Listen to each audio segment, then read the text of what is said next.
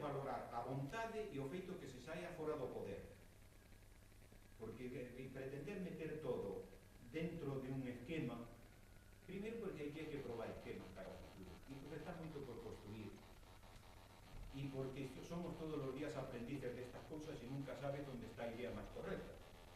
Entón, ser moi abertos en todo ese tipo de cousas, ser moi abertos e tirar para diante todo ese tipo de iniciativas. Eu, por exemplo, son do que todo ese tipo de iniciativas podo en algunhas querer máis ou menos, coincido a veces co compañero, pero non lle digo que non, que a práctica demostre a súa efectividade, inclusive axudándoas, non? Porque lamento dicir, non, que a práctica demostre, pero logo cepillas por debaixo, non?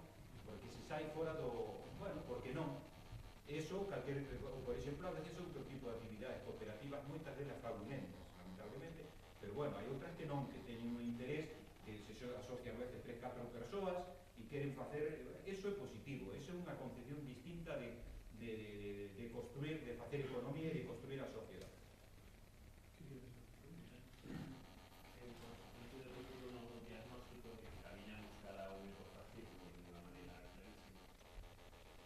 Alegro muitísimo de vir a unha charla onde aparecen sindicalistas que falan, por exemplo, na perspectiva de cursos como de crecemento, ecologismo social, pero non credes que tardou moito en chegar a vos, por un lado, e que todavía hoxe en día, incluso digo tanto polo caso da CIA, como comisións, o SC, e, bueno, un pouco da CNT, todavía estades vendo movimentos sociais dunha maneira antisistema, antiglobalizador, como lle queres chamar, dunha maneira un pouco con moitas reservas.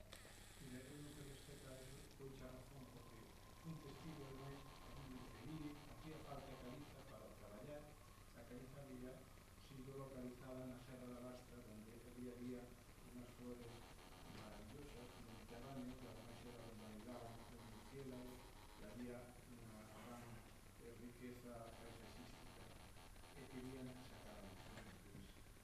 Houve unha loita importante de defensa que creo que triunfou, e ademais non se acabou sacando de ali, e ao que chegaba era por culpa de murciélagos das minas flores non vamos a explotar lá. É dicir, a loita por a ecoloxía e convivir cas fábricas e cas contaminacións non é fácil, pero é interesante dala, e eu creo que é apasionante, eu creo que é unha loita de futuro, o tomamos conciencia de eso, non acabamos con eso, está clarísimo. Eu creo que esa volta ao ecologismo é moi importante dentro dos sindicatos, hai temas, departamentos de medio ambiente, como é de acción sindical, é tan importante xa dentro da Comisión Salarial, por exemplo, do Departamento de Medio Ambiente como do Departamento de Negocios Públicos.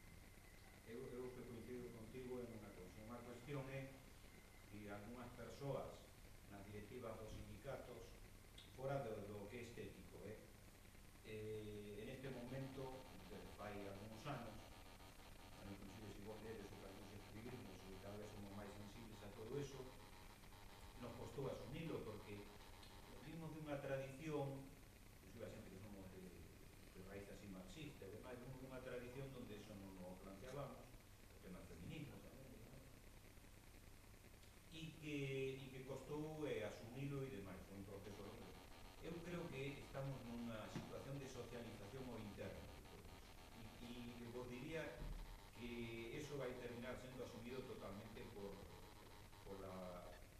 non falo pola dirección sindical, porque eso, o problema é que se asuma como algo normal na base do propio sindicato, porque se non conseguimos eso, todo eso queda en cúpulas, e o que queda en cúpulas non sirve, non sei se me explico, non sirve.